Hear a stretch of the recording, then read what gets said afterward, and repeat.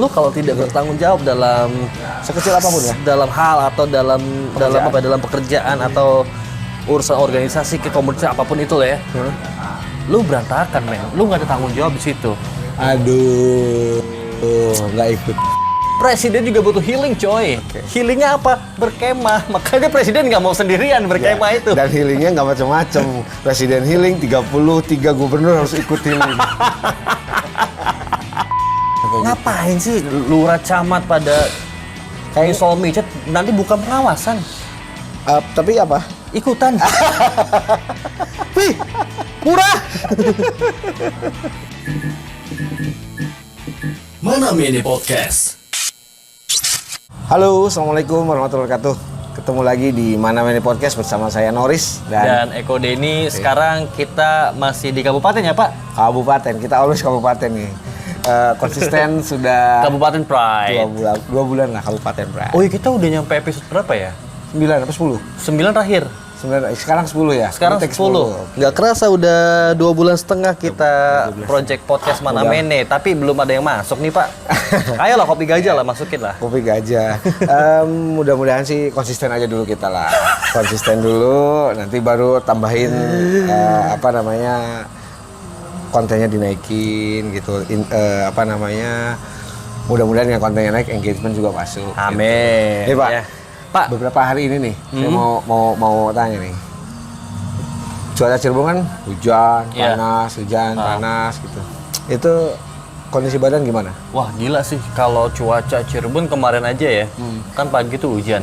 Itu gue siaran agak lumayan bikin PR gitu. Pagi-pagi ya? Gue pagi-pagi bangun di jam 5, mandi dong. Pas pengen berangkat, hujan.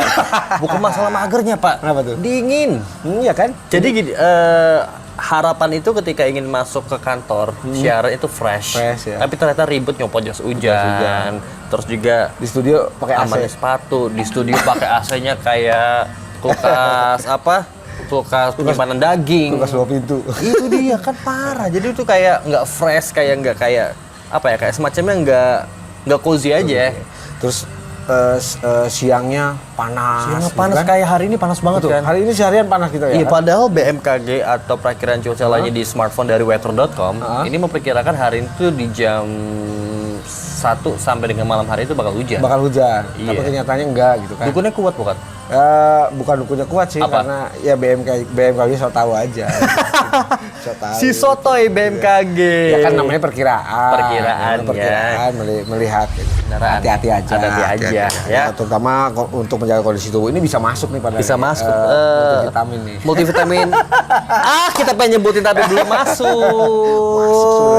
Multivitamin menjaga kondisi tubuh Anda. Padahal kalau masuk tuh enak ya? Enak gitu. Kalau masuk tuh enak banget ya. Bridging udah enak banget, udah halus banget. Tinggal placement. Gitu. Ya kita nggak mahal kok. Nggak mahal. Apa aja. Dikasih tote bag juga nggak apa-apa. Jangan tote bag juga Pak. Oke. By the way Pak, percaya nggak? Semua lagu yang viral di Indonesia ini sekarang gampang dibuatin versi dangdut koplo. Tulus yang kemarin kita bahas, hati-hati di jalan. Betul. Ini ternyata udah ada versi koplonya. Betul. Gue tuh bingung ya, istilahnya musisi-musisi yang ngebuat lagu dangdut koplo ini dia bisa dapat pencerahan dari mana kok dengan secepat itu bisa keluar versi koplonya? Ya, inspirasinya viral kan. Kalau kan kunci satu untuk viral itu beda. Beda. Jadi kalau misalkan ada satu isu itu arahnya ke kiri, kita beropini ke kanan udah beda, udah viral nih. Yang ke kanan udah viral pasti. Iya, soalnya sejalan dengan artikel yang ada di Gustats yang mengatakan kalau ternyata menurut skala survei Indonesia yang melakukan riset tentang jenis musik yang paling disukai publik Indonesia dan hasilnya adalah dangdut menguasai sebanyak 58,1%. Betul. Selebihnya baru ada pop 31,3%. Urutan kedua ada pop. Urutan ketiga ini ada lagu daerah 3,9%, keroncong 2,6%, terus juga lainnya 2,3%, religi 1,2%, terus ada jazz 0,4% dan rock ada 0,3%. Berarti kan artinya apa yang dikatakan Project Pop beberapa tahun yang lalu, dangdut is the music of my country, ini bener dong. Fix betul. Jadi ya itu dia. Bapak mungkin dulu ingat dengan John Mayer New Light. dibikin koplo sama Iya, suruh iya. koplo. Iya, iya, Itu betul, kan betul, asik koplo. banget kan? Asik, Kan bikin asik kita banget. joget. Kalau misalkan ada di web itu namanya tuh Get Song BPM kalau nggak salah. Jadi kita masukin lagu apa yang mau dianalisis, dia keluar temponya berapa, danceable-nya berapa. Jadi buat bisa di mixing semudah betul, itu ya. Maksudnya tuh si lagu ini karakternya tuh apa gitu. Jadi kalau misalkan ada orang yang buat di coffee shop itu kan yang mainnya di mana gitu. Di Twitter kan rame nih. Kenapa di Gramedia itu suka muter lagunya Kenny G? Yeah. Nah, itu salah satu yang muncul dari situ karena katanya kalau misalkan Kenny G kan instrumental. Di toko buku itu kalau kita dikasih musik yang banyak dengan kosakata itu otak bawah sadar kita udah menjejali dengan itu, jadi nggak ada mood untuk mencari buku. Untuk baca buku ya. Betul, jadi lebih ke instrumental. Oleh sebab itu diputar lagu Kenny G yang G-nya itu Gramedia. Kenny Gramedia. Oke, ini selanjutnya ada Cirebon viral tentang fasilitas kemah Pak Presiden di yang bersama 33 gubernur. Ya, di ibu kota negara di Kalimantan Timur yang ternyata banyak netizen yang bilang ya kalau Presiden kemah fasilitas beda dibandingkan kita kemah dengan teman-teman di Gunung Ciremai misalkan. Di tempat-tempat lain misalkan. Ini gua dapat data dari kata data Co.id yang ternyata fasilitasnya presiden dan gubernur dan juga para menteri ini emang sangatlah berbeda, Pak. Contohnya ya. Satu. Mungkin Bapak pernah kemah. Betul. Kemah di gunung misalkan naik Gunung Ciremai. Betul. Kalau pengen buang air kemana? Nyari yang aman dong. Yang limun aman ya. Nyari yang aman dong. Kalau ini udah ada toiletnya. Bershower. Dipertegas ya, bershower. Oke, sudah dibayangkan itu. Bayangkan lagi di dalam tenda biasanya ada apa? Tas, matras, sleeping bag. Udah. Udah. Ada kamar tidur. Berarti ada sofa. Ada sofa kamar tidur. Berarti lengkap ya. Lengkap. Terus belum lagi di sana itu ada kalau tendanya makanan sendiri lengkap. Tendanya sendiri buatan Perancis. Buatan Perancis. Iya, ngakunya sih ini adalah inventaris selama milik Sekretariat Kepresidenan.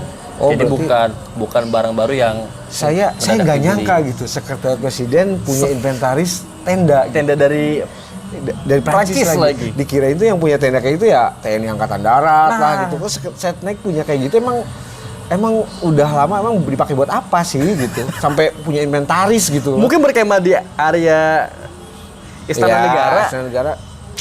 Maksudnya tuh kalau baru beli ya bilang aja baru beli gitu kan.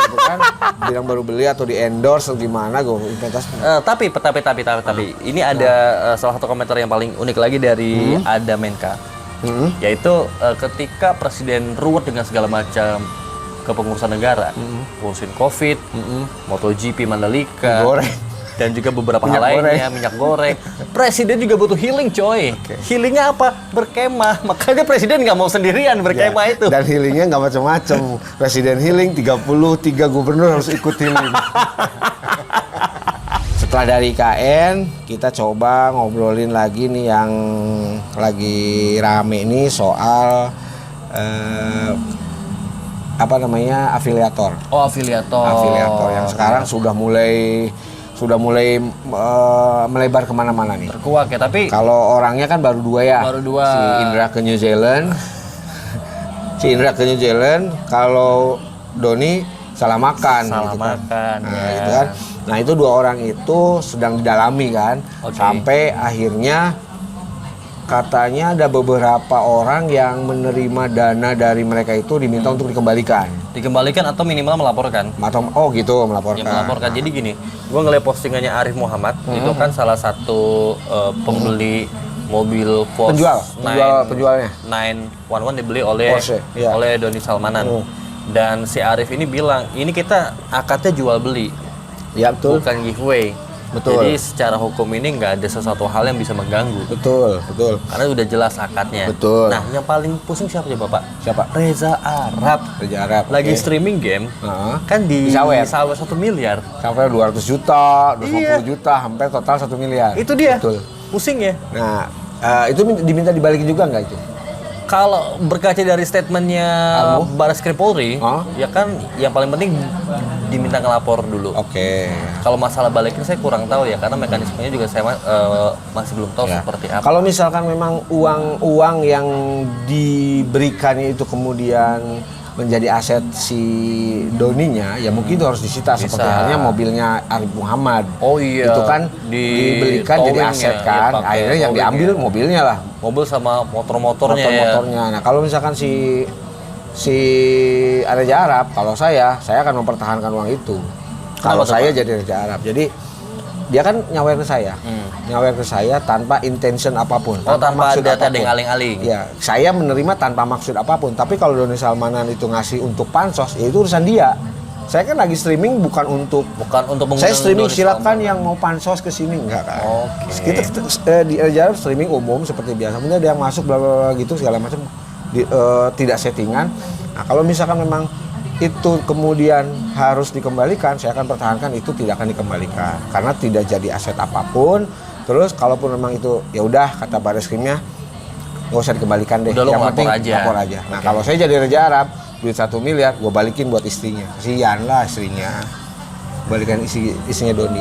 Neng, nih dari AA-nya di Dwi gitu, cukup lah buat 3 tahun. 1 miliar 3 tahun cukup kali ya? Ya bagi gua mah cukup ya Pak.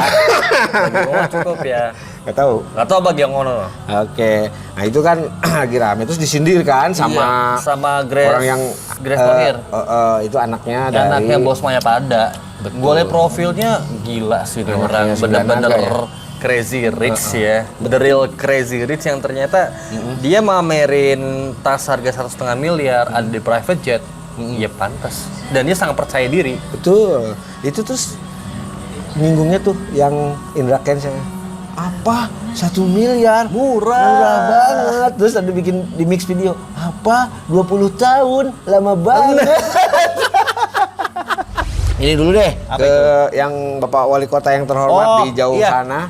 Jadi nyambung ke ada ini. Ada kabar yang menurut gue sih unik ya. Ini terkait tentang prostitusi online yang ternyata para pejabat juga peka sama sekali, aplikasi-aplikasi tentang prostitusi online. Contohnya ada wali kota di Malang yang menyarankan untuk kepada para camat, para lurah atau perangkat pemerintah untuk menginstall aplikasi micet. Oke. Jadi aplikasi micet ini adalah semacam kayak dating apps. Ini fiturnya adalah pengguna sekitar. Kita bisa nyari yang pakai micet juga. Micet siapa aja di dalam radius jarak tertentu. Dan nanti kalau penggunanya benar, ini bisa ketemu dengan stranger dan akhirnya bisa meet up, bisa kenalan, ngobrol gitu. Iya. Itu defaultnya. Tapi ternyata di Indonesia, just the one and only di Indonesia, dipakai buat rata-rata prostitusi online. Oke. Ya karena kemudahan Open itu. BO. Open BO. Dan Wali Kota Malang menyarankan kepada perangkat pemerintahnya untuk menginstall untuk mengetahui apakah di daerahnya ada praktek-praktek prostitusi online. Padahal ya kembali lagi ya, kalau orang berpikir sebaliknya itu kan viral gitu kan. Iya. Ini hal yang begini kan sebetulnya lebih ke tugas aparat penegak hukum kan. Sebetulnya menurut saya. Iya. Kalau misalkan pemerintahan dalam artian perangkat desa dan sebagainya terlalu jauh lah kalau sampai mengontrol orang seperti ini kan udah aplikasi ini udah ranah pribadi kan gitu kan, ranah pribadi. Jadi nggak mestilah sebetulnya Lagi kayak ngapain sih lurah camat pada install micet nanti bukan pengawasan. Tapi apa? Ikutan. Wih, murah. Wih, 2 jam murah. Bisa di dalam. Jadi kacau. Jadi antara memantau dan test drive itu beda tipis. Beda tipis. Jadi ketika ke gap sama istrinya, ya ini kan disuruh Pak Wali. Disuruh Pak Wali. Bisa kayak gitu. Disuruh Pak Wali ini. Gitu. Terus kok ada obrolan gini? Ya mancing, survei, Survei. Ini bener nggak nih tetangga kita misalkan? Gitu kan. Ternyata loh ini ibu itu loh. Iya, gitu. terus mah bentar ya mau survei dulu. Bener atau enggak papatnya? Survei apa, Pak? Survei kedalaman. Palung kali dalam. Tadi pagi saya lihat, kemudian mulai trending topik gitu kan, ada orang yang ya morotin kali ya. Morotin, Flexing juga, flexing sama pasangannya gitu. Iya. Ada orang yang spill di Twitter, bla bla bla, hati-hati dengan orang ini, bla bla bla. Tapi dia kegocek juga. Kegocek juga, tapi ada yang paling bikin apa ya? Yang paling bikin shocknya. Ini ternyata berkaitan sama film yang ada di Netflix. Ya, Tinder Swindler. Tinder Swindler. Nah, ternyata ini kita banyak netizen yang mengkorelasikan antara film yang ada di Netflix dengan realita yang terjadi di Indonesia. Ini ada satu tweet dari @hujandisenja. Tinder Swindler versi Indonesia ini jelek-jelek banget. Ya kalau ganteng juga nggak bakal dibelain sih, gebuk aja langsung. Tapi seenggaknya ladies, tolong naikkan standarnya dikit bisa nggak? Agak nyesek loh kalau dapet combo muka sama alat sama-sama jelek. Oke. Nah, itu. Kita garis bawahi, ladies tolong naikkan standar. Nah, ini kegocek nih. Kita garis bawahi itu dulu satu. Oke. Terus juga ada akun Twitter Jenny Yusuf yang berstatement sebelum ditipu naksir karena baju branded dan pabrik di mana-mana. Setelah ditipu ngaku naksir karena daddy issue dan dikasih affection. Ternyata para korban Tinder Swindler polanya sama. Kegocek lagi. Dan ada salah satu fakta yang paling menarik. Ternyata si pelaku ini penyuka sesama jenis. Dia gay. Gay. Kita nggak ada masalah sama dunia seperti itu. Cuma ya di sini kegocek kayak itu loh. Kegocek. Banyak orang yang dikira itu korban itu adalah perempuan. Sendernya itu dikira perempuan. Ternyata cowok. Dan ada salah satu screenshot yang menyebutkan kalau dia tuh match-nya di dating apps gay. Oh iya betul. Ada salah satu gue match sama dia di dating apps ini. Gue nggak perlu sebutin lah datingnya. Apps-nya apa? Ternyata ada juga dating apps yang gay ya. Ada. Terus ternyata akhirnya dia tuh diporotin dengan meminta sejumlah barang atau uang tertentu dan viral di media sosial. Betul. Dan lebih hebatnya lagi netizen lagi-lagi ngebongkar. Nemu satu video yaitu tentang dia mencuri smartphone atau uang gitu di sekitaran Jakarta. Dia lagi jogging kan. Oh iya. Ketangkap ya. Khas banget tuh. Iya. Pakai rompi pink kalau nggak salah. Pink ya, pakai jersey pink ya. Dia udah Kelilingin ya? Iya kelilingin sama satpam. Ada satpam. Sama ada satu orang atau dua gitu ngevideoin. Temennya yang korban. Teman-temannya korban ya. Terus ternyata dia tuh mengelak dan ketika si temannya korban ini lengah, handphonenya dicuri. Lari. Terus dibalikin lagi.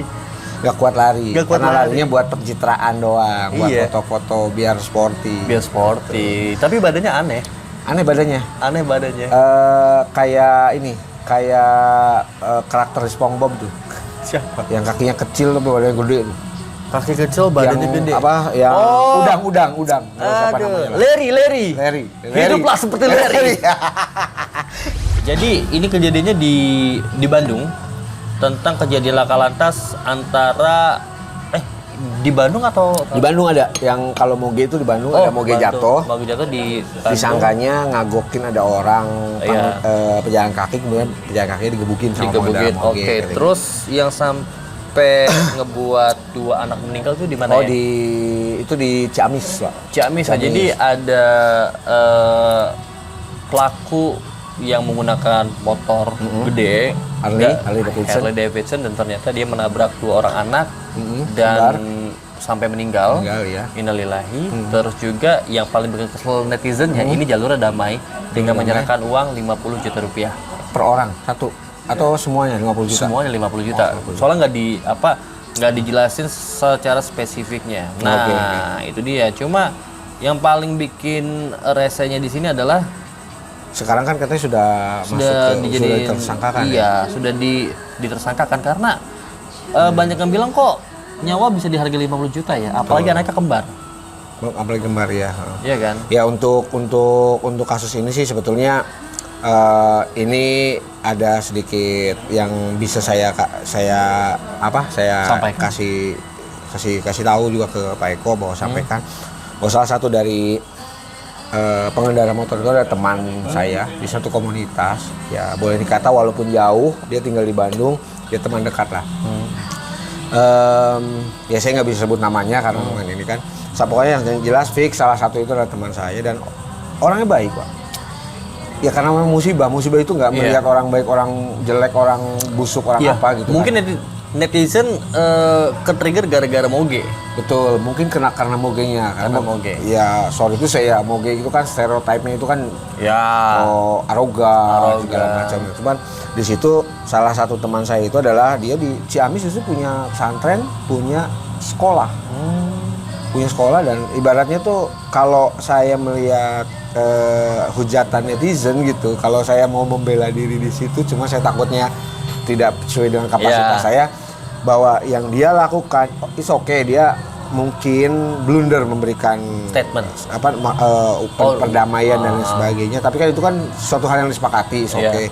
Tapi dia sudah berkarya, sudah membuktikan bahwa dia itu melakukan kebaikan di masyarakat. Adapun ini musibah tuh bisa menggerak siapa saja. Plus gitu. dia tuh sudah melakukan itikat baik dengan langsung bertemu dengan orang tuanya. Langsung bertemu gitu kan. Itu kan langkah-langkah yang harus ditempuh kan. Bertanggung jawab kan. Nggak kabur, nggak playing victim. Betul langsung bertanggung jawab dan bentuk tanggung jawab itu dengan cara damai dengan memberikan sejumlah uang. Walaupun akhirnya kemudian polisi tetap meneruskan kasusnya karena ini adalah deliknya delik pembunuhan kan, pembunuhan kecelakaan yang menghilangkan nyawa orang gitu kan. Nah, satu hal yang belum jelas buat saya itu mereka itu pergi tuh rombongan moge itu tuh ada patwalnya nggak ya? Biasanya kalau nggak salah, yang saya tahu ya saya ngobrol sama anak-anak moge juga, yang namanya moge itu kalau mau pergi itu sebetulnya tidak boleh sendiri. Harus ada patwal. Harus ada partner dan kalau bisa dipatwal. Oke, karena memang dia berkecepatan tinggi dan motornya itu berat. Karena Radio Shelter itu ada satu lingkup dengan Kampung Moge. Moge ya. Yang secara teknis gue kurang lebihnya tahu lah dimensinya berapa, beratnya berapa, dan bagaimana cara mengendarakannya. Dan gue udah pernah ngobrol sih sama anak-anak atau teman-teman yang ada di sana. Ternyata Moge itu emang nggak bisa dibawa pelan, bos. Nggak bisa? Nggak bisa dibawa panas, pelan. Bos, selangkangan panas. Berhenti 30 detik aja di lampu merah tuh. Belum lagi ya, lu kalau bisa nyimbangin, ya misalkan Moge lagi di standar lah, bisa nyimbangin aja, udah hebat. Jadi dulu itu berat tuh. Dulu orang tua punya BMW R27 yang penggeraknya tuh pakai kopel, bukan pakai rantai atau pakai panbel, pakai kopel. Dulu masih ada sebelum dijual tuh. Itu kita mau coba pakai, masuk gigi satu itu goyangannya, Pok. Karena kopel kan. Goyang gitu. Baru kalau udah jalan enak stabil. Itu dia. Bedanya di situ emang. Jadi kan emang ini motor dituju untuk pasar Eropa dan juga Amerika. Betul. Yang secara teknis kondisi jalanan ini lebar, iklim juga kan ada hangat, aspalnya ada bagus gitu. Dan ternyata ketika dipakai di Indonesia khususnya untuk di daerah ya salam tidak sesuai dengan spesifikasi jalan yang diinginkan. Iya, dan terus ini juga bisa banyak pelajaran buat kita bahwa anak umur 5 tahun jangan dibiarkan di jalan tanpa pengawasan. Betul, setuju tuh. Betul. Kadangkala kita lupa sebagai orang tua ya. Betul. Kadangkala lupa untuk mengawasi anak yang usianya di bawah umur. Ya, saya nih kalau misalkan jalan di pinggir jalan, itu selalu saya yang ada di badan jalan. Anak saya yang di pinggir, selalu gitu. Atau kalaupun dengan istri, itu bukti bahwa saya tuh melindungi mereka gitu. Dan suka keselnya gini, kalau saya berangkat misalkan nggak masuk, keluar masuk gang gitu ya, ke kota gitu, keluar masuk gang. Ada anak-anak lagi main di pinggir jalan, ibunya di seberangnya, ada motor atau ada mobil, disuruh minggir gue diteriakin. Cung, minggir, banyak pisan. Minggir. Padahal menurut saya itu ambil aja anaknya gitu. Sering banget. Ya, sebel sih. Aja maksudnya ketika gitu-gitu bisa jadi ketika kita maju dia malah nyamperin gitu kan. Itu dia, karena kan anak-anak itu hanya butuh bimbingan. Betul. Hanya butuh kayak istilahnya diambil ya udah. Anak-anak kemungkinan untuk nangis itu sedikit. Karena tahu ada motor pengen lewat. Cuma gitu. yang dilakukan oleh kebanyakan orang adalah woi, minggir, itu anak motor, kok udah ketabrak? Enggak, Pak? Iya, udah di dekat malah disamperin, nyata beli ketabrak. Zaman sekarang, walaupun gue pengendara motor, gue insya Allah bisa berkendara dengan baik. Walaupun SIM-nya nembak. Pengendara motor Matic ya, Iya, tapi gini. bukan moge. Zaman sekarang orang-orang ketika ingin belok belok kanan lah atau belok ke berlawanan arah. Misalkan belokan ini kendaraan, sini belokan nih. Kan harusnya gini ya. Ya betul. Harusnya gini ya. Tapi zaman sekarang gini, Pak. Melipir dulu. Oh, baru belok ke kanan. Itu sebel. Kejadiannya di lampu merah Kejaksaan. Kejaksaan Kalau juga. dari Siliwangi mau ke Kartini, itu kan ada marka di tengah tuh. Yang Ngambil jalan kanan semua. yang paling parah apa coba? Di Watu Belah, di Megu, Oh, yang ini Jalan Baru. Pleret. Jadi kan gini, jalan dari lampu merah Pleret menuju Sumberkan itu nggak ada marka jalannya. Betul. Dan itu padat banget. Luas gede kepada Luas, jalan gede, dan jarang ada pengawasan polisi di sana. Belum lagi orang-orang di sana rata-rata yang gue lihat ya, jarang pakai helm. Iya. Keamanan berkendaranya Akamsi kayaknya sih dia, nggak akamsi. ada gitu ya. Nah itu dia, ketika ingin belok gitu, misalkan belok dari arah lampu merah Pleret, dan ini belokan nih. Belokan misalkan mau ke mana ya, mau ke ya gang lah. Kan secara aturan gini. Langsung masuk gang gitu. Langsung ya. masuk gang, set gitu Iya. ya. Ini malah set Minggir melipir, dulu. baru belok. Iya betul. Ini kan ada dua kemungkinan yang bisa terjadi. Bakal buat bahaya ketika ada kendaraan yang lurus di sini. Lurus, betul. Dan ketika belok, ini kan ada yang yang pengen dari ke belok kiri dari juga. gang, yang keluar dari gangnya. Iya. Yang ngagok gitu. Itu sebel sih gue. Itu di Megu tuh. Di Megu banyak banget. Di Megu yang belok kanan ke Megu kan, ke arah Iya. Mantera itu Iya. sering tuh kayak gitu. Dari situ Itu. yang dari arah Megu mau ke Watu Belah. Basuki Kenapa nggak ya, langsung nyebrang? Dia mau melangkah kiri dulu, ke kanan dulu, baru nyebrangnya sebelah sana. Itu dia. Gue tanya. Lu cara dapetin SIM-nya gimana sih? Yang penting tadi malam saya bahagia aja. Kenapa di bola. Ya tadi malam tuh nggak nonton sih bola, nggak nonton bola. Oh. Tapi bangun pagi lihat live score. Manchester United sama Atletico Madrid. Betul. Yang katanya Theater of Dream, Oke. ternyata dream come true-nya buat Atletico, Bos. Oh gitu iya, kan. ini ada kita kan di tag ya sama teman kita Di apa tuh di Instagram story. Instagram, oke. Dari Rizal, Ah, Arizal Rifai. Old Trafford ini ada salah satu cuitan Twitternya official Atletico Madrid ya. Oke. Old Trafford, where dreams come true. Ini bisa dibilang salah satu cara baru troll yang paling dahsyat.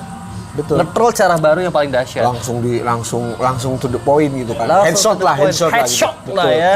Yang bilang itu adalah Theater of Dream ya memang betul. Itu bisa mimpi ngewujudin segala macam mimpi jadi kenyataan mimpi tapi, kamu. tapi bukan MU gitu. Bukan Mimpi orang lain. MU bapuk soalnya. Mimpi orang lain gitu. Dan ini ada salah satu akun Instagram Regista yang ternyata Old Trafford ini yang sudah old. Old Trafford, oke. Iya. Karena emang mau direnov katanya. Mau direnov Mau gitu. direnov.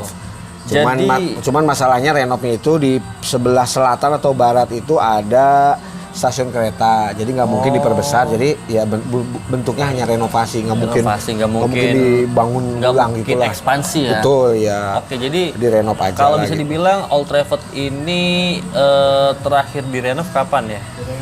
Udah lama banget ya. Udah lama banget itu 2000. kayaknya dia mau buang sial juga mungkin. Ini tempat mungkin angker tapi angker buat kita gitu, buat orang lain nggak angker gitu. Jadi mau dibuat lebih angker buat orang. Menurut Bapak, lebih baik MU membangun stadion baru atau membangun skuad baru?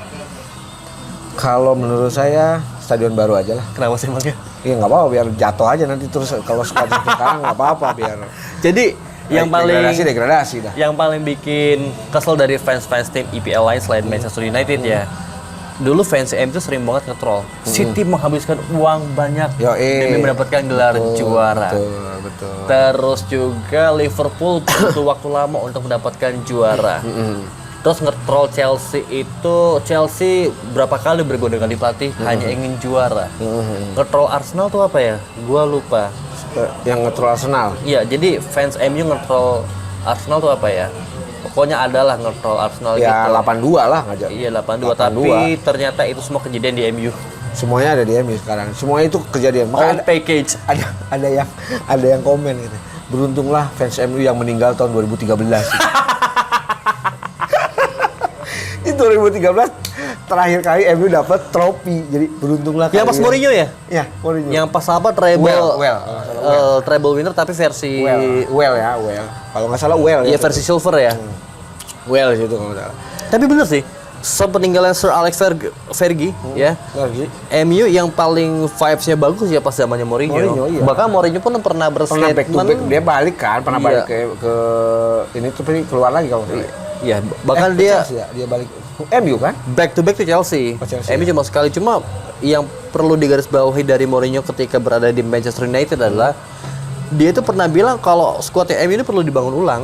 Jadi skuad warisan dari Fergie atau Moyes atau sebelumnya ini emang enggak apa ya? Enggak banget lah kalau buat untuk juara buat gitu ya. juara gitu. Apalagi tim sekelas MU yang bisa menghaburkan uang sebebas-bebasnya, tapi ternyata ketrol juga. Lucunya adalah waktu itu MU pernah ngincer back Inter Skriniar. Skriniar, Itu diincer Inter matok harga murah 60 juta, tapi beli Harry Maguire dengan harga 80 juta. 80 juta. And faktos. Iya. Faktosnya adalah Maguire tuh jadi ini loh, kawan dan lawan. Bagi tim yang ngelawan dia MU. tuh merepotkan pertahanan merepotkan kawan dan lawan gitu. Iya, makanya bisa jadi kawan dan lawan. Contohnya kayak pertandingan semalam. Malam. Itu MU terhitanya Atletico Madrid mendapatkan peluang ketika Harry Maguire ini tidak dalam posisi yang pas. Soal pressing. Betul. Soal pressing maju dan akhirnya ada space kosong dimanfaatkan oleh Felix. Oke. Ya emang sekarang kan polanya gitu, gegen pressing katanya. Tapi cuma satu orang. Ya itu. Terus ditambah lagi Ronaldo disundul sama dia. Oh iya parah. Itu parah. Ya sundul pas depan mulut, enak banget itu kelihatan. Iya. Ada aja tuh orang itu. Di Google sekarang Hari Bumi, kamu adalah Harry Maguire. Katanya Biasanya game Hari Bumi. terenggiling, Iya. cumi-cumi. Lu apa lu? Gua terenggiling. Gue terenggiling. Terenggiling makan terenggiling ya. Iya, tapi gue terenggiling ganas. Widih. Harry Maguire itu kayak semacamnya apa ya? Kayak semacamnya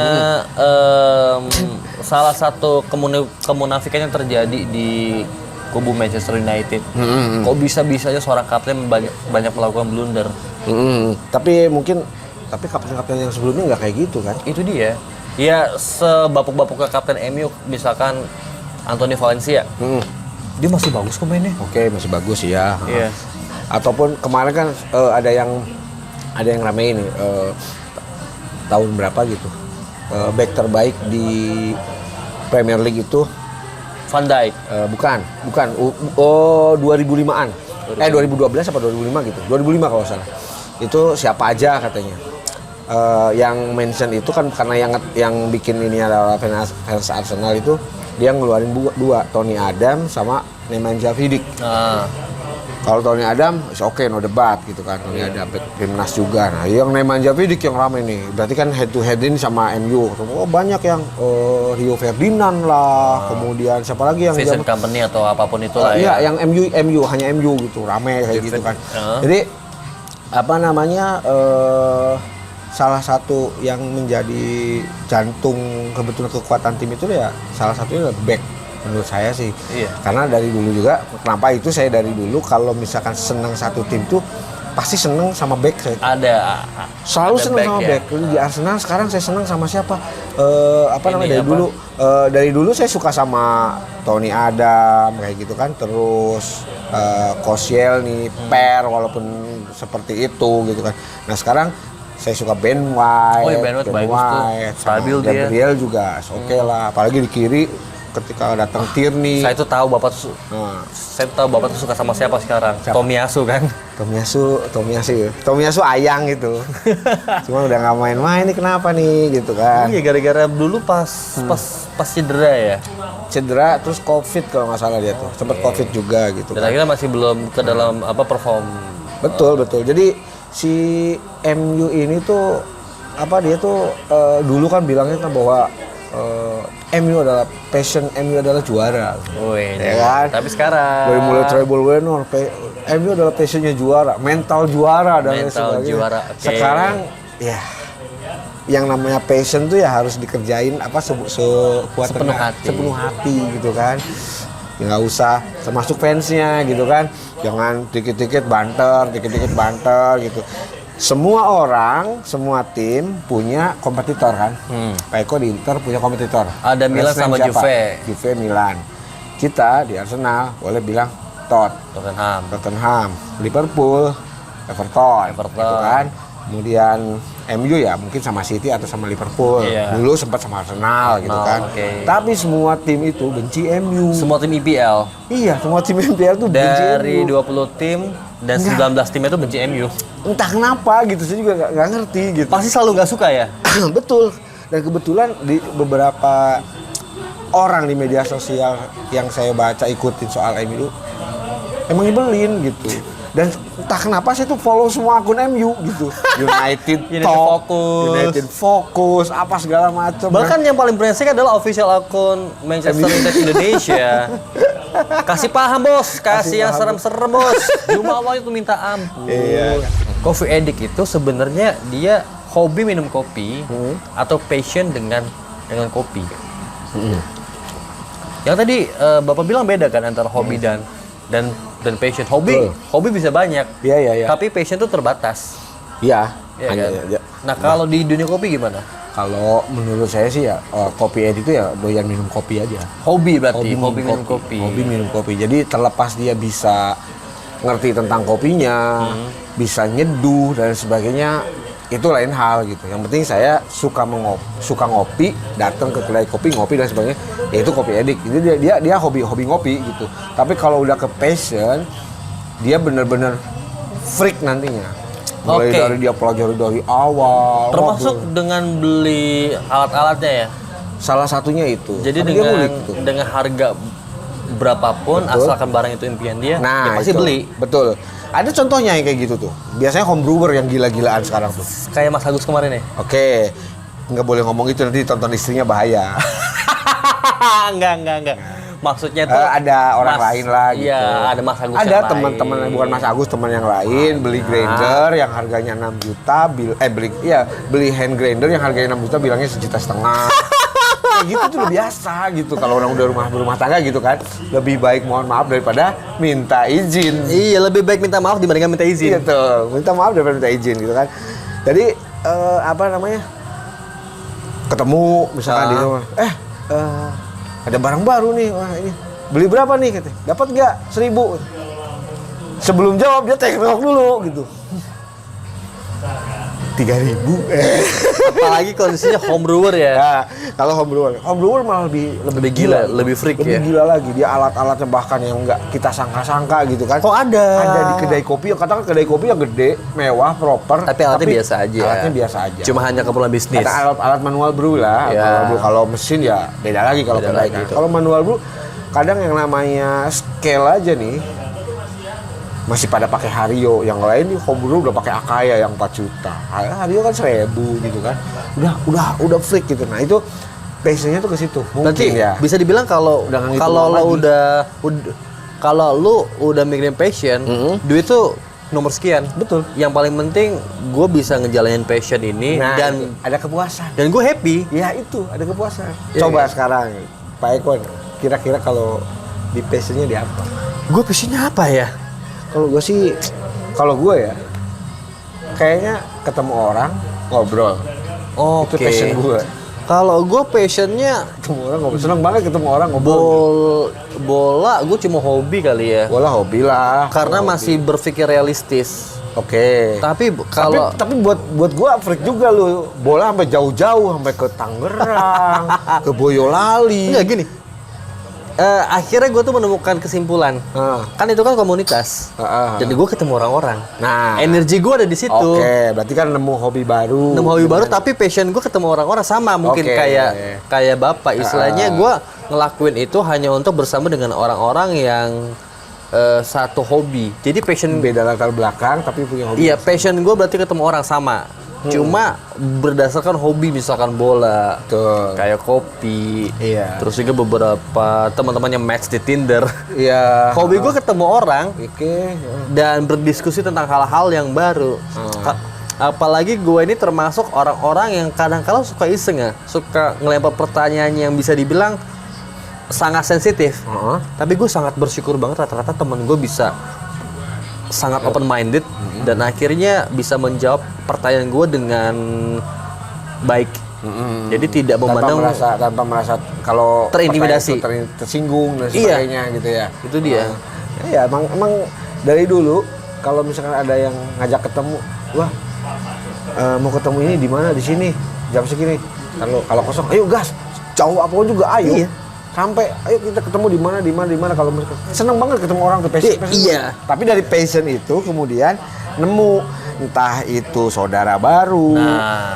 Kerjaan baru, project baru gitu kan ada di situ tuh karena buktinya salah satu sarana itu adalah ketemu orang gitu. Iya kan bisa dibilang Cirebon tuh sempit ya. Iya. Cirebon tuh sempit dan akhirnya ternyata ini tuh ini tuh ini akhirnya saling berkorelasi. Nah kayak termasuk podcastnya kita. Kabupaten tuh luas bos. Iya. Kabupaten tuh luas bos. Luas banget. Dan kita berdua sepakat untuk ready. Ready. Ya gas global, gas yuk. Ya udah gas gitu. Jadi ceritanya gini, ini kita take di belakang Polresta Sumber ya. Polresta Cirebon. Yang ada di Sumber. Iya Sumber. Rumah gue tuh deket. Cuma gue kebetulan lagi di teras. Gue lagi di Cangkir dan bapak ada di teras. Kalau secara rasional gue mending naik motor aja ke sini. Sekalian balik karena baliknya deket. Cuma gue ke teras dulu nemuin bapak ini dan akhirnya kita berangkat bareng. Dan baliknya dia harus ke kota lagi. Nah itu dia. Apa tujuannya? Biar gue bisa ngobrol. Iya ngobrol aja gitu. Karena emang ya seru lah gitu. Karena ya buat teman-teman yang memang heran aja gitu ke orang yang nggak suka ngobrol. Ada sih teman sih ngobrol diem gitu. Kadang ketika ditanya bingung mau ngawalinnya gimana gitu. Ada kalau misalkan di kereta ya zaman dulu. Gue tuh seneng kalau misalkan pas ketemu orang baru. Ada samping entah cewek, cowok, bapak-bapak, ibu-ibu atau segala macam tuh ada. Seneng kalau misalkan kalau orang ini kan mungkin pengennya di kereta itu sebelahnya kosong kan. Yeah. Kalau saya itu ada orang nih asik. Tanya. Yang standar kan gimana? Pak sehat Pak, tujuan kemana? Udah gitu. Tujuan kemana? Walaupun katakan Cirebon Express pasti tujuan Jakarta gitu kan. Oh di mana Jakarta? Nah, akhirnya ketemu lah ini harus obrolan kemana? Di mana kerja di mana atau misalkan tinggal di mana? Ketemu nanti kenal sama ini nggak kenal. Terus akhirnya muncullah pohon algoritmanya dari pertanyaan A, B, nanti ke A, nanti ke B, nanti ke A lagi, B lagi. Termasuk nih saya yang tempat ini nih di Cimot ya. Cimot Kopi itu dulu waktu saya di Kopi Sampe. Ada seorang yang datang ngopi ke kedai, kemudian saya lihat kok kayak kenal kata situ, kayak kenal. Saya samperin, ternyata kakak kelas saya. Jadi Mas Oki ini kakak kelas saya, kemudian buka. Pas di mana? Apa ya? Di SMA. Di SMA 6. Cuman kalau nggak salah Mas Oki itu masuk pramuka. Saya paskibra. Kirain PMR. Enggak, paskibra. Saya kasih keras dong. Dulu tuh Pak Kibra ada gebok-gebokannya, ada tonjok-tonjokannya. Dulu tuh image untuk cowok cuma pramuka sama paskibra. PMR itu. Cewek. Jadi ketika ada cowok yang masuk ke eskul PMR, bisa dipastikan nih anak cari ada something wrong lah. Atau cari cewek. Nah, iya. Cewek, makanya gue ada something wrong lah di situ. Kebetulan Mas Oki sebelumnya itu buka kedai kopi namanya Kiwong Kopi. Kiwong. Berpindah-pindah tempat lah, di Bima, kemudian di Sumber, dengan tagline yang luar biasa menurut saya, yaitu kalau dia mau buka kopi kedainya, dia posting di Instagram dengan satu kata. Apa tuh Pak? Buku.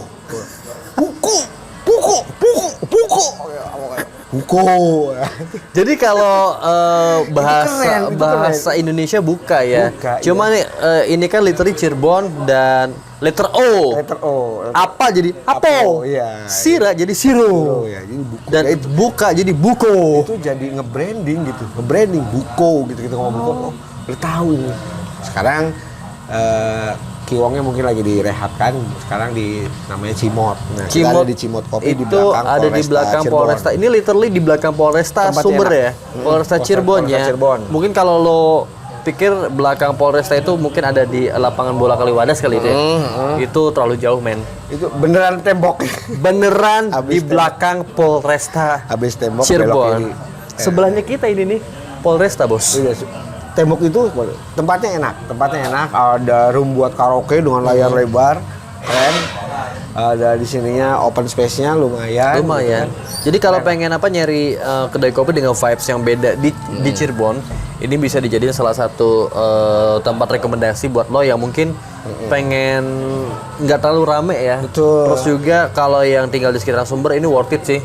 Iya, enak, Deket, Terus ramai juga itu terus jalan-jalan. menunya ya. sepertinya menu seperti kedai kopi dan murah. Dan ini ada salah satu menu spesial ya, namanya Iris. Iris ini basically ada kopinya, espresso, terus juga ada soda sama lemon dan juga ada jeruknya yang di shake ya. Ya, itu di shake jadi satu. Lumayan menariknya. Kalau di kota namanya sih summertime, tapi enak. Asli, saya udah habis. Nah, murah-murah ya. Nama ada Cimot wedang ya? ungu, ada wedang ungu juga. Ungu. Wedang ungu. Jadi lu bisa ngajak gebetan lu berserta bapaknya ke sini. Bapak minum wedang ungu aja gitu.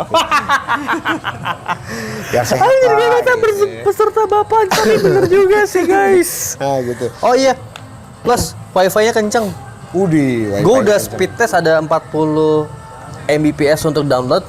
Keren. Uploadnya itu 15 Mbps. Ya misalkan pengen mengupload konten YouTube cukup lah di sini. Buat teman-teman kalau misalkan mau ke sini ya Instagramnya cimot pakai ya cemot.coffee. Tinggal dicari aja. Di follow aja, nanti directionnya langsung dari belokan ke arah Kaliwadas ya gitu. Iya. Kaliwadas, nanti setelah tembok Polres Sumber masuk ke rumahan belok kiri, terus kiri lagi. belok kiri. Jadi intinya kalau dari ngelilingin arah tembok Polres. Bener. Kalau dari arah lampu merah Sumber itu jalan sebelum masuk Polresta itu belok kanan, belok kiri yang pertama, nanti agak lurus sedikit itu ketemu deh. Namanya Cimot Kopi. Ngotot gitu kan. Oke, kalau ngomongin masalah passion, Pak, apakah termasuk anak-anak bola seperti kita, Bapak fans Arsenal, gue fans Inter, jam berapapun, insya Allah nonton. Apakah itu termasuk passion atau hanya sekedar hobi atau hanya menuntaskan kewajiban sebagai fans klub? Kalau saya mah hobi aja di Arsenal tuh, hobi aja, nggak mau. Dulu juga sebelum nikah itu saya influence-nya lebih banyak Liga Italia bang. Sebelum nikah. Serie A karena zaman sekolah SMA itu Liga Italia itu kan disiarin RCTI kan. RCTI. Dulu saya masih banter-banteran Jupe sama Parma. 98, 99 ya.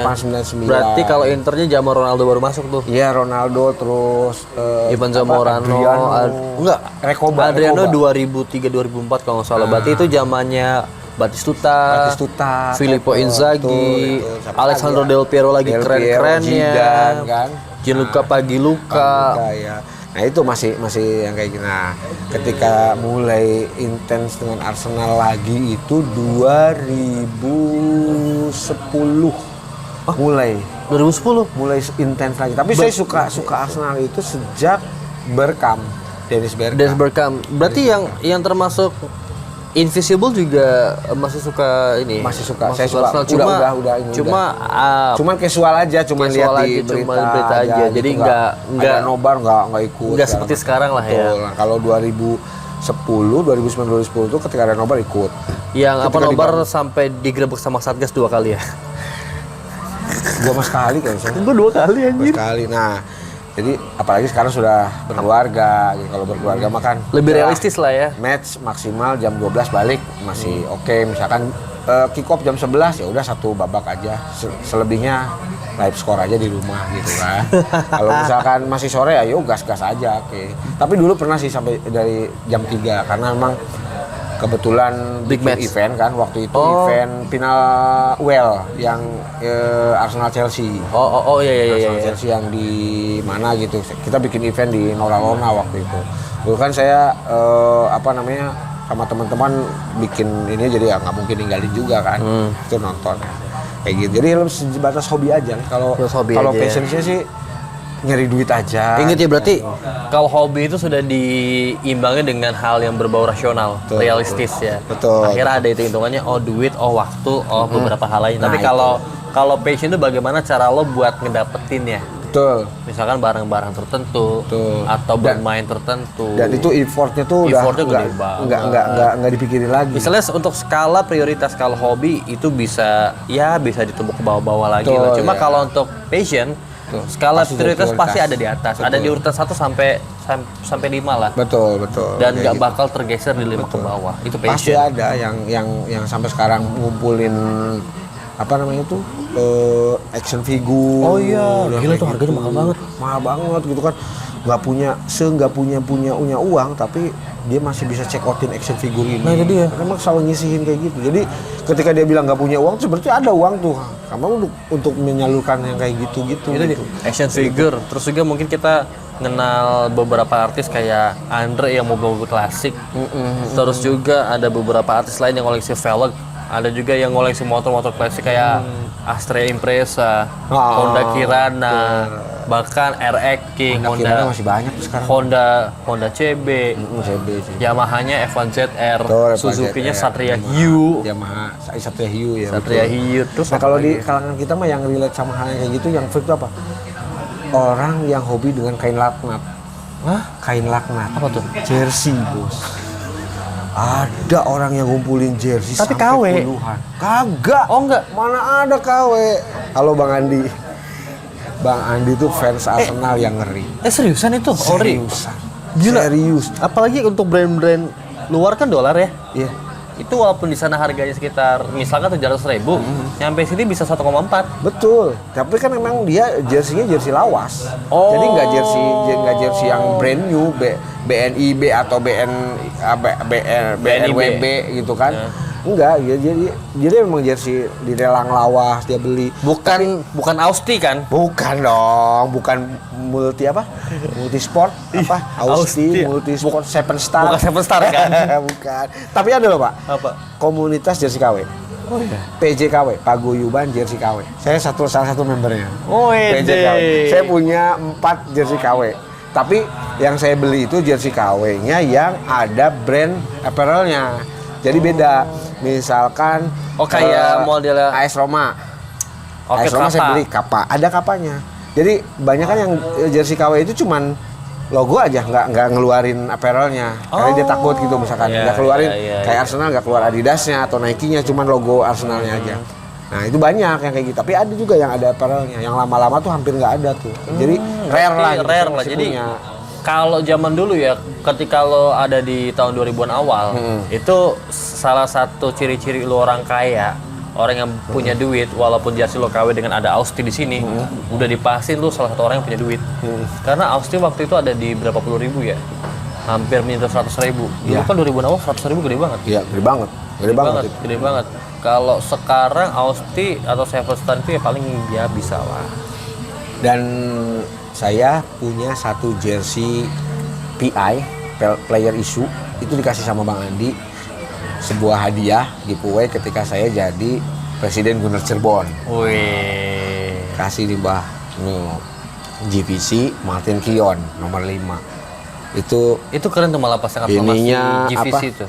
Apa namanya? Sponsor sama namanya masih pakai velvet, bukan sablon apa. Velvet. Velvet. Velvet, jadi yang kayak blue gitu. Ini bahan PI, player issue. Malah ukurannya gede. Ya, Kalau dipakai sekarang agak masuk. Dulu mau kegedean banget. Ya, ya lo ukuran luar lah. Terus kalau saya beli yang jersey bener-bener ori, itu pernah beli jersey bener ori. Apa tuh? Jersey Persibaya.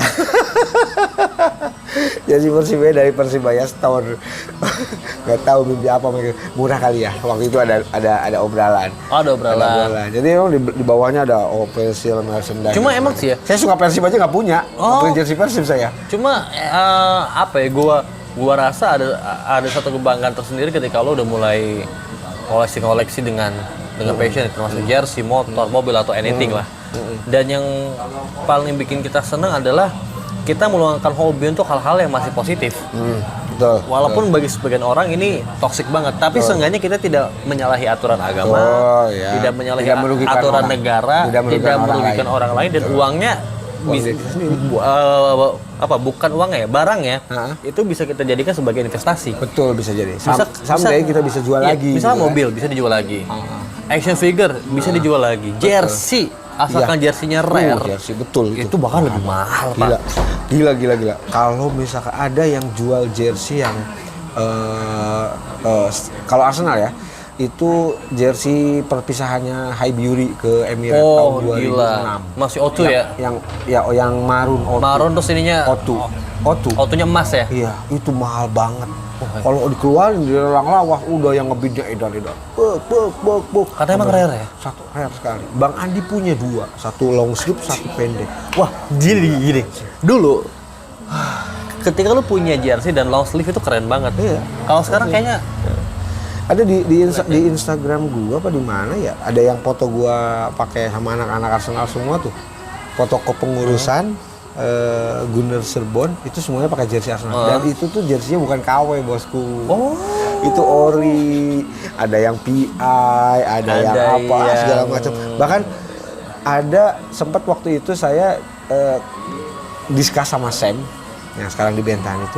Saya yang nawarin jersey, namanya tuh jersey apa ya, stadium apa gitu. stadium version Stadium version. Jadi yang dipakai oleh para supporter. pemain. Bekas dipakai pemain. Oh, Bekas dipakai pemain. anjir itu gila Bang, itu. katanya berapa juta? Kalau Abah ada uang ambil aja katanya. Tapi jangan berharap ya ketika dibuka bau katanya. Karena emang benar-benar berkeringat, dikasih ada. Berarti belum dicuci. Belum dicuci. Anjir. Kasih sertifikat aja kayak gitu. Terus ya kalau Abah gitu, wah itu udah Berarti luar biasa. misalkan baunya hilang itu justru sangat tidak bernilai Iya, ya. tapi kayaknya mungkin di apain biar nggak berjamur segala, mungkin nggak ada lah, mungkin nggak tahu juga. Tapi memang Bahan-bahannya itu, adalah. yang jelas itu jersey yang baru dipakai oleh pemain gitu. Ketika itu. Iya, gitu. Jadi kan biasanya para pemain yang melakukan selebrasi ketika Iya, betul. memenangi satu kompetisi atau melakukan hal-hal yang berbau respect, itu biasanya ngasih jersey. Nah kalau di Arsenal ininya di Armory ada yang jual jersey Bergkamp, itu saya incer aja barangkali ada diskonan. Di figura ada tanda tangan dianya, terus ada Bergkamp yang nendang gini, itu diharganya hampir 10 juta. 10 juta itu. Kalau misalkan 5 juta, gas itu. Waduh. Itulah yang dinamakan investasi. Karena di antara orang-orang yang suka bola itu ada orang-orang yang freak. Tapi ada loh, menarik. Waktu itu kita bikin donor darah di Living Plaza. Ingat kan? Oh iya. Kan? Itu di pojok sana kan kita pajang jersey. Ya ada parade jersey lah. Ada cewek gitu. Cewek ya jomblo lah, ngobrol bla bla bla. Katanya digodain gitu. Mau nggak lu kalau mau misalkan nikah mas kawinnya jersey Arsenal? Nggak apa-apa sih asal jersey Arsenal yang O2 yang itu yang tadi kita bicarain. Ya orang gini ya susah ya katanya. Ya susah Giliran ya.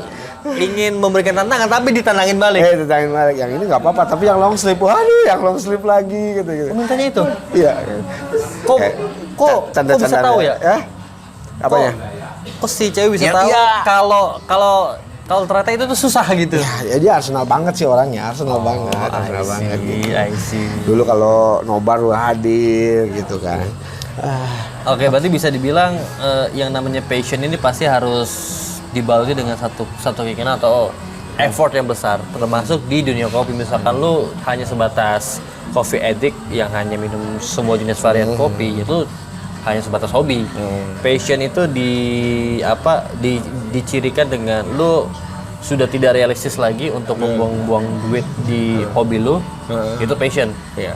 Kalau hobi cuma sebatas ikut-ikutan. Ya bisa ikut-ikutan nanti juga berubah, biarin aja lah. Biarin aja. Hobinya lagi mainan Tamiya, kalau saya orang tua Tamiya udah biarin aja dulu. Ntar juga nanti Tamiya juga dibiarin, nanti balik lagi ke mainan baca buku atau ke apa. Biarin aja dulu, sok terusin aja dulu kayak gitu kan. Jadi kalau teman-teman yang ngakunya passionnya di kopi tapi masih mikir ngeluarin duit untuk ngopi berapa, beli alat berapa, ya bukan passion kamu bukan di situ. Passion kamu adalah akuntansi. Ngitung aja kayak gitu kan. Nggak kayak gitu. Iya, Jadi barista itu mudah dan menyenangkan, bukan? Bukan. Itu Mas. Gue seneng lagi sama konten itu. Asik kan? Gue seneng lagi sama konten itu. Asik. Bener-bener mind blowing gitu. Papai Zaidan, ya oke. Aduh. Oke, jadi sekali lagi ketika lu punya passion, lu nggak berpikir realistis lagi. Termasuk ketika lu buka warung kopi, ya lu tidak akan realistis lagi tentang bisnis lo. Betul. Walaupun yang namanya bisnis tetap bisnis, Betul, ada betul. B2B-nya. Betul. Tapi seenggaknya ketika lo ingin meluangkan waktu untuk alat, untuk kualitas, lu pasti ingin memberikan yang terbaik, nggak asal-asalan dan tidak hanya mementingkan cuan. Dan terbukti itu tuh, ada buktinya orang yang main kopi kemudian beli alat, katakan kita bilang mesin roasting lah, mesin roasting yang mahal banget, walaupun mesin roasting yang ibaratnya nggak pakai itu pun bisa gitu, tapi ya, Dia pengen no kualitas yang debat, terbaik. karena dia punya uang dan Dan- memang passionnya dia di situ. Ya, kita nggak bisa ngejudge dia atau ngejulidin. Aduh, orang kaya. Ya, terus mau gimana orang kaya punya duit Dia kok, punya kayak duit. Gitu. Iya, kayak gitu. Kejadian kayak gitu tuh karena ya saya waktu itu ngobrol kan, karena dia punya teknik tertentu yang satu beans itu bisa di-profile hanya pakai mesin roasting ini. Cuma hanya kebutuhan itu. Aneh kok, aneh. Dan itu aneh passion. banget. Itu passion. Oke, dan Dia kalau ngeluarin sampai let's say 600 juta. fuck, 600 juta. kalau di Cirebon rumah mewah itu. Ya rumah mewah lah. Jadi gini loh. Jelas. Sepengetahuan gue untuk orang-orang awam ya, mesin roastery itu harus membutuhkan spesifikasi ruangannya khusus. Betul. Dengan tingkat ruangan akustik yang khusus. Iya. Terus juga pembuangan limbah yang khusus. Betul, dan airflow-nya. airflow-nya dan gak sembarang orang bisa mengoperasikan mesin roastery. Roasting, iya. Jadi ya sangat-sangat miris lah kalau misalkan ada orang yang ngaku passion di kopi tapi kita lihat in real life-nya itu ya masih Cuan. ya memang sih tadi Pak Eko bilang passion dengan bisnis itu satu hal yang berbeda. Nggak Tapi bisa dijadiin satu. Lu mungkin ya saya sudah pernah ketemu ngobrol orang yang memang dia punya bisnis tapi passionnya tuh nggak hilang. Oh, ya katakan tadi dia punya mesin roasting yang sebenarnya lu bisa aja beli mesin yang 200 juta. Yang biasa Kenapa aja yang lah. harus 600 atau 500 juta sih. Tapi gue mau yang ini, Pak. Gitu kan? Iya. Akhirnya kan dikejar semua. Dan bisnis ya udah bisnisnya beda lagi gitu. gue punya duit. Iya. Enough. Udah. No debat. Oke.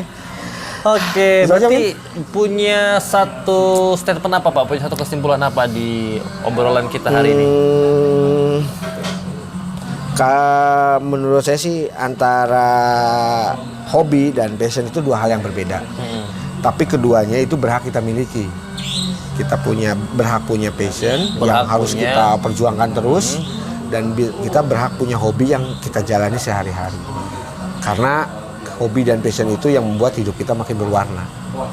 Mantap. Kalau dari gue ya, do it with passion or not at all. Dalam bahasa Cirebonnya? Bahasa Cirebon, lakukanlah semuanya dengan sungguh-sungguh dengan passion kamu atau tidak sama sekali. Oke. Karena di situ ada tanggung jawab. Betul, pasti. Lu kalau tidak bertanggung jawab dalam Sekecil apapun ya. dalam hal atau dalam pekerjaan atau urusan organisasi ke komunitas apapun itu lah ya. Lu berantakan, men. Lu nggak ada tanggung jawab di situ. Aduh, nggak ikut. Ya udah, dadah. Aduh, panas. Dah, sampai ketemu di episode selanjutnya.